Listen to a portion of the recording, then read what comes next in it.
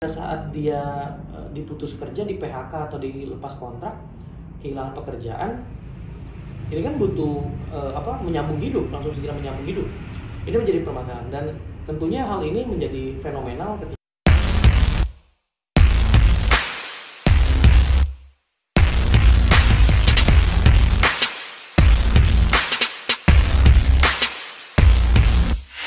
Bismillahirrahmanirrahim. Assalamualaikum warahmatullahi wabarakatuh. Ya, selamat pagi rekan-rekan semua. Jumpa lagi di diskusi kita di Bincang-Bincang Aris. Nah, hari ini saya coba akan sedikit membahas dan diskusi terkait dengan isu yang sedang berkembang, sedang hangat, yaitu pemerintah mengambil kebijakan tentang jaminan hari tua, JHT. Nah, ada revisi terkait dengan jaminan hari tua ini, JHT, dan ini sangat ramai sekali diperbincangkan, dan tentunya hal-hal ini juga menjadi polemik kalau udah sampai di media sosial, netizen. Ini menjadi hal-hal yang menjadi sangat polemik terkait dengan JHT ini. Apa yang menjadi polemik? Isu yang polemik yang pertama, sebelum direvisi ya terkait dengan kebijakan jaminan hari tua ini, awalnya ketika buruh atau pekerja atau pegawai yang ikut dalam program BPJS Ketenagakerjaan itu bisa mencairkan uang jaminannya atau uang pesangonnya atau apa itu ketika mereka sudah resign dari pekerjaannya. Nah, kalau hari ini ada perubahan terkait dengan hal itu, ada perubahan. Para buruh ini baru bisa mencairkan jaminan hari tuanya, uang pesangonnya, jaminan tuanya itu setelah usia 56 tahun atau setelah usia 56 tahun. Yang jadi pertanyaan kita, yang jadi masalah, yang jadi debat publik kita atau netizen dan sebagainya yang ramai di media sosial. Nah, ini pertanyaan banyak yang muncul. Yang pertama, kurang lebihnya 56 tahun itu waktu yang sangat lama. Belum tentu usianya belum sampai 56 tahun. Itu yang pertama. Yang kedua, kok ini hak kita, misalkan kita yang iuran, kenapa nunggu 56 tahun, lama sekali. Sedangkan kebutuhan hidup kan pada saat dia diputus kerja, di PHK atau dilepas kontrak, kehilangan pekerjaan, ini kan butuh menyambung hidup, langsung segera menyambung hidup.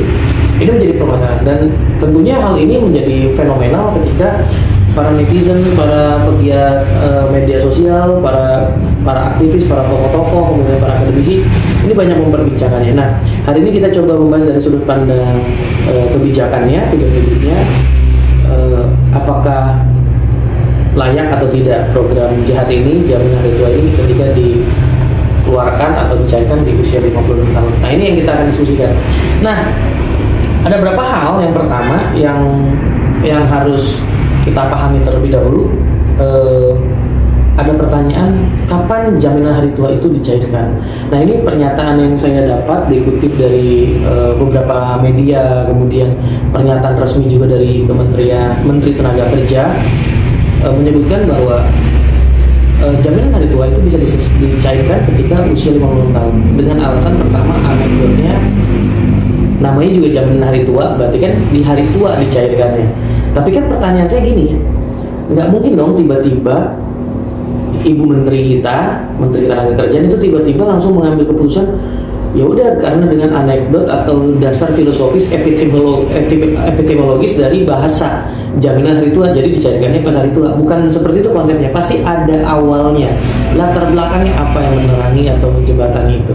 Nah, berapa hal yang coba saya kaji ya dari beberapa literatur, referensi dan sebagainya.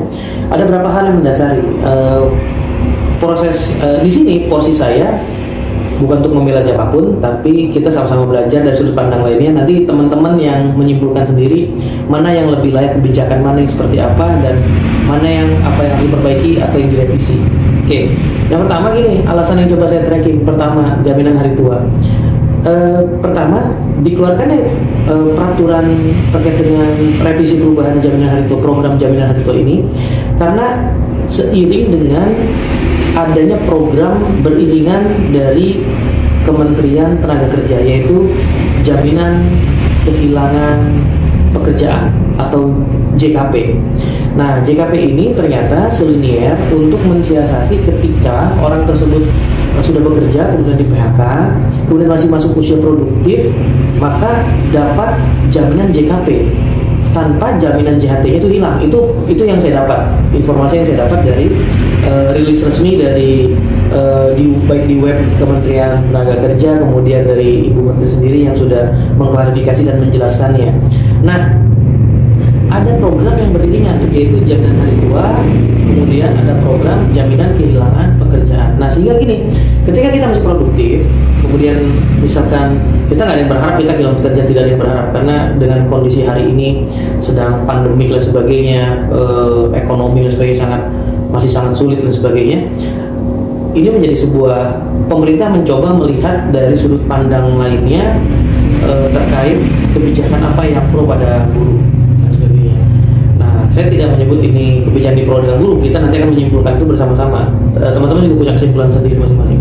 Yang pertama, ketika jaminan hari tua sudah masih usia produktif, dan misalkan nasibnya ada yang di PHK, buruh dan sebagainya, usianya masih produktif, maka dia mendapat program jaminan kehilangan pekerjaan. Yang saya dapat informasi yang saya coba kumpulkan dari hal-hal yang saya kaji, yaitu jaminan kehilangan kerja ini apa sih manfaatnya? Nah, ada beberapa hal yang coba kita bahas manfaat jaminan kehilangan pekerjaan.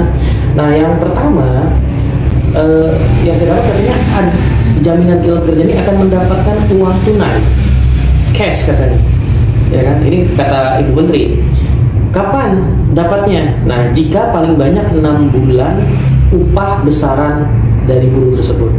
3 bulan pertama itu 45%, kemudian 3 bulan berikutnya itu 25%. Kurang lebih ada waktu kurang lebih 6 bulan teman-teman yang kehilangan pekerjaan itu mendapatkan jaminan ini supaya tetap bisa melanjutkan menyambung hidup. Yang pertama itu. Yang kedua, selama 6 bulan ke depan ini apa yang didapat lagi akses yang kedua, yaitu akses informasi pasar tenaga kerja. Nah, di launchingnya jaminan kehilangan pekerjaan ini ke depan katanya, kata Kementerian Tenaga Kerja ini ada sebuah terobosan baru, inovatif baru, yaitu dibukanya akses lowongan pekerjaan, sehingga nanti ke depan dalam era dunia digital ini aplikasi-aplikasi yang seperti itu mempermudah informasi ketika ada seorang kehilangan pekerjaan, kemudian dia mencari pekerjaan sesuai dengan spesifikasinya, kualitasnya, kapasitasnya, itu dengan mudah kemana diarahkannya. Dan tentunya kita kembali lagi, rezeki kan semua sudah ada yang mengatur, gitu. Yang ketiga, dapat akses yang tadi satu uang cash, yang kedua akses informasi tenaga kerja, yang ketiga itu mendapatkan pelatihan pekerjaan. Yang kemarin sudah programnya sudah dirilis jauh-jauhan sama pemerintah, itu ada kartu prakerja katanya. Tapi yang saya nilai sih memang belum efektif kebijakan itu. Ya, coba disempurnakan mulai dari program ini. Sepertinya, mudah-mudahan harapan kita seperti itu.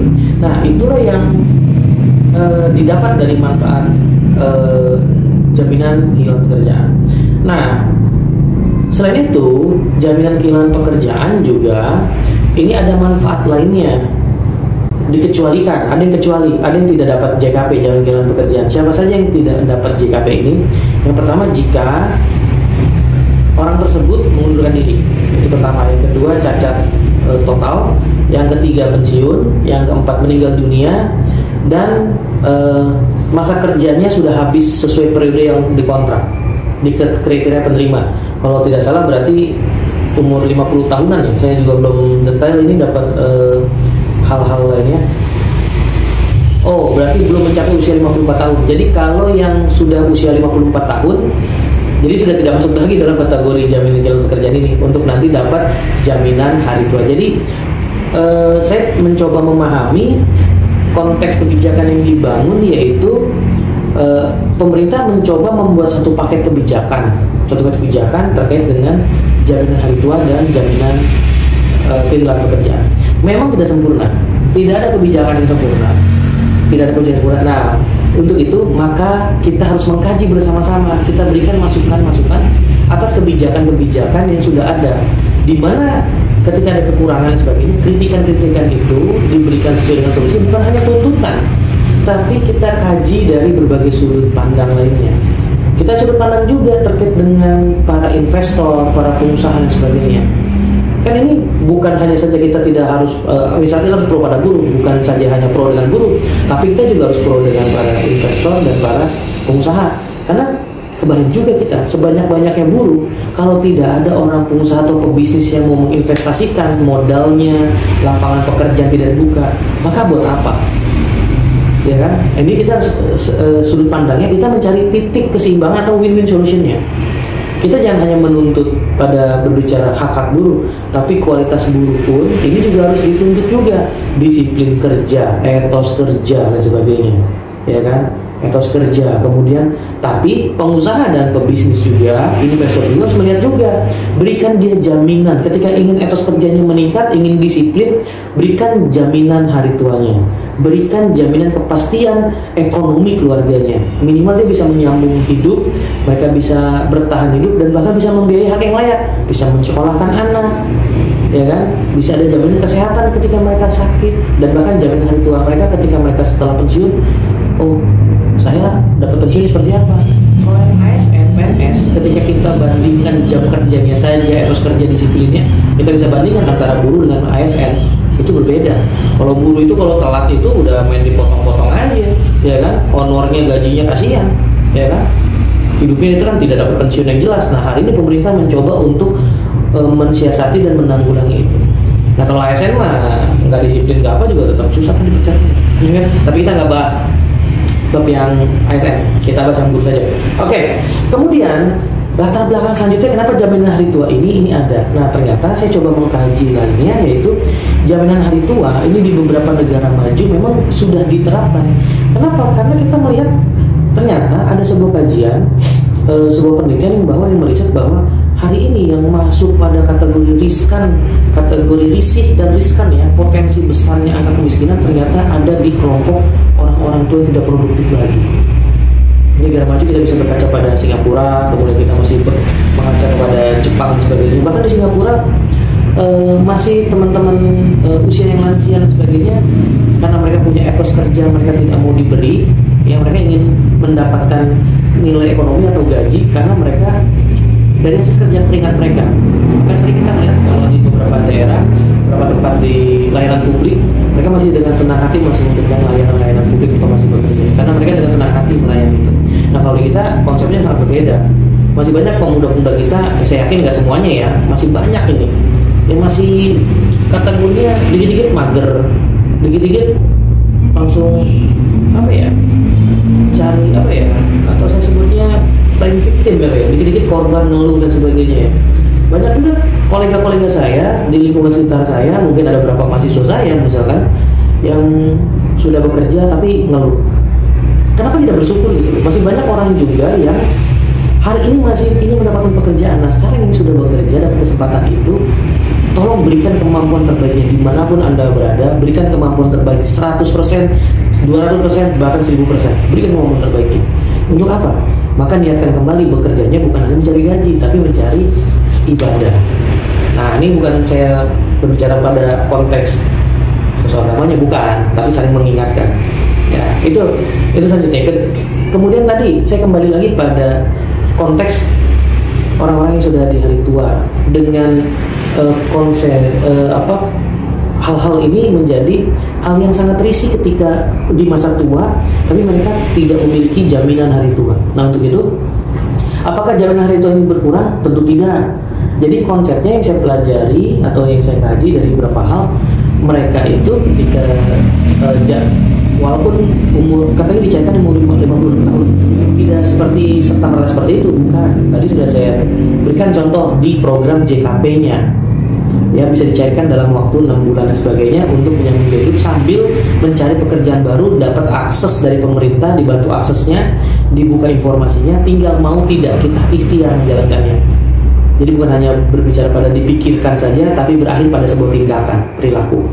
Nah, selanjutnya latar belakang lainnya yang saya coba pelajarin, yaitu kita akan mengalami, Indonesia akan mengalami mulai 2030 ini itu akan mengalami namanya bonus demografi. Mungkin di usia-usia kita, teman-teman kaum milenial dan kaum generasi Z dan sebagainya, ini akan mengalami bonus demografi. kebayang kalau demografi yaitu usia produktifnya sangat tinggi.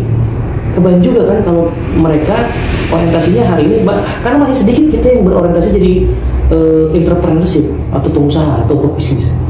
Karena bingung juga nanti bisnisnya bisnis apa, usahanya usaha apa, ya kan? Nah, kembali lagi pada passion masing-masing. Kalau yang takdirnya atau nasibnya ingin bekerja ya bekerja, yang ingin passion ingin punya usaha, belajarlah berusaha. Tapi dimanapun itu pasti ada rezekinya. Tidak setiap orang punya gaji, tapi kita harus yakin setiap orang punya rezeki. Nah, di situ konsepnya juga tuh. Nah, kebayang nggak kalau kita di kaum milenial di tahun 2030 ini kita mulai mencapai puncak fase produktivitas, usia produktif, tapi kalau tidak dibarengi dengan kualitas, kapasitas, itu akan jadi bumerang buat Indonesia sendiri. Makanya pemerintah mencoba untuk melihat kondisi ke depan dengan alternatif-alternatif kebijakan. Tentunya ini masih tidak sempurna, maka harus kita kaji bersama-sama dari berbagai sudut pandang. Kurangnya di mana, maka kita berikan masukannya. Nah, sehingga ketika jaminan hari tua ini, maka kebayang juga habis itu ketika kita usia produktif akan mencapai puncaknya, kita ingat dalam kurva, ketika sudah sampai puncak itu akan kembali lagi turun ke bawah. Artinya di masa depan, di tahun 2045 ke atas, berarti di tahun 2050 ke depan, Indonesia akan mengalami puncaknya juga usia tua atau usia tidak produktif. Kebayang juga kita masih usia tidak produktif, tapi tidak ada jaminan untuk hal itu. Maka untuk itu coba pemerintah memberikan alternatif itu. Namun tadi hal-hal tadi yang tidak sempurna, contoh pemerintah juga harus mempermudah ketika orang punya hak juga, namanya juga berhak. Ada yang boleh dong diambil, boleh juga, harus direvisi. Jadi tidak saklek harus 56 tahun. Pemerintah harus membuat pola.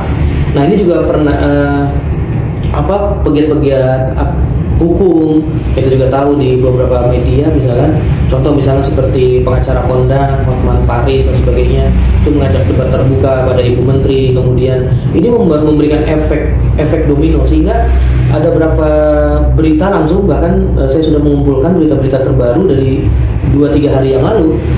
Presiden Pak Jokowi itu langsung memerintahkan Ibu Menteri, Menteri Ketenagakerjaan untuk mengkaji kembali dan merevisi pasal-pasal atau ayat-ayat yang memberatkan para buruh.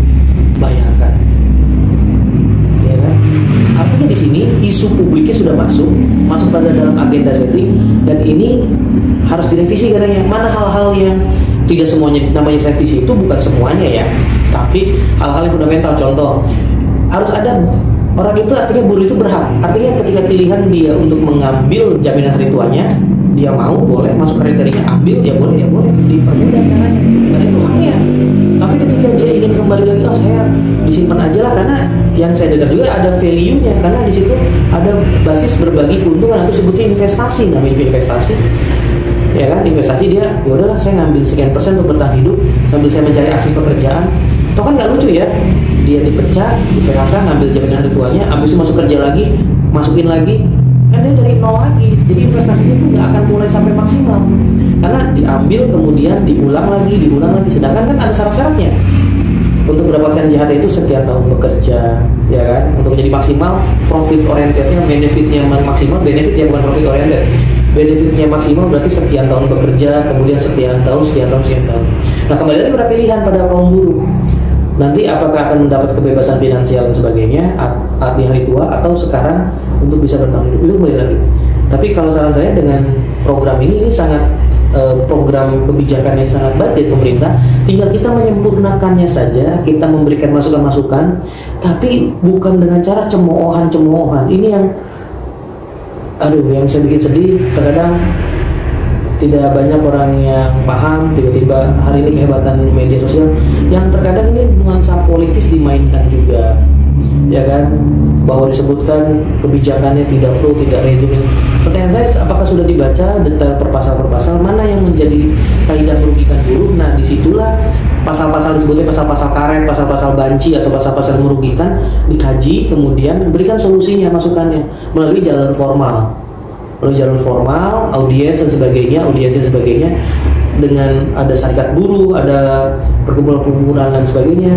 Hal ini ditujukan untuk, ya, ketika masalahnya di kebijakannya yang kita orientasi itu, ya revisi tujuannya merubah kebijakannya. Nah itu. Nah, terakhir dari saya ketika kita berbicara jaminan hari tua ini, tadi kita kembali lagi, kita tingkatkan juga etos kerja kita. Sekali lagi saya sama-sama untuk mengingatkan diri saya sendiri, tingkatkan kapasitas kita, karena kita yang menjadi masalah kita ini terkadang kita menuntut, tapi terkadang kita juga lupa akan kewajiban kita, ya kan? Kapasitas kita itu sangat penting juga ditingkatkan.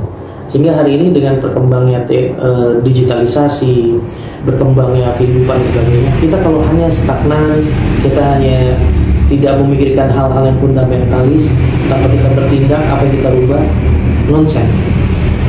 Dan saya berpesan, kalau kita ingin dapat hasil yang berbeda, maka prosesnya pun harus beda. Jangan pernah berharap hasil beda dengan proses yang sama.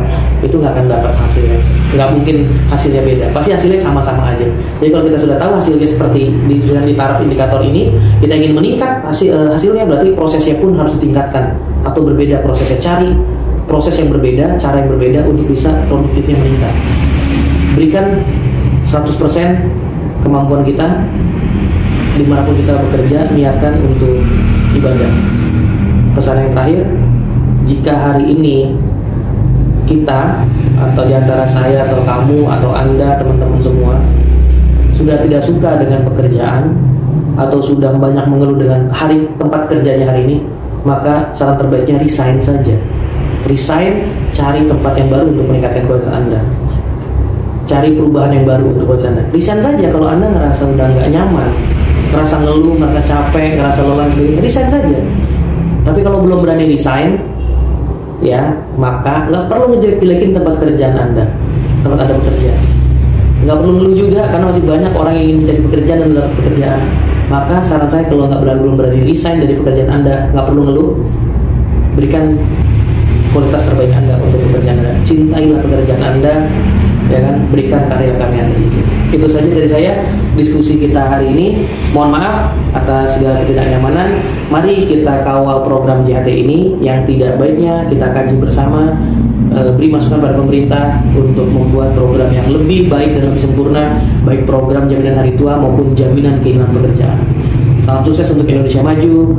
Salam dari saya, Bincang Haris. Sampai ketemu. Assalamualaikum warahmatullahi wabarakatuh.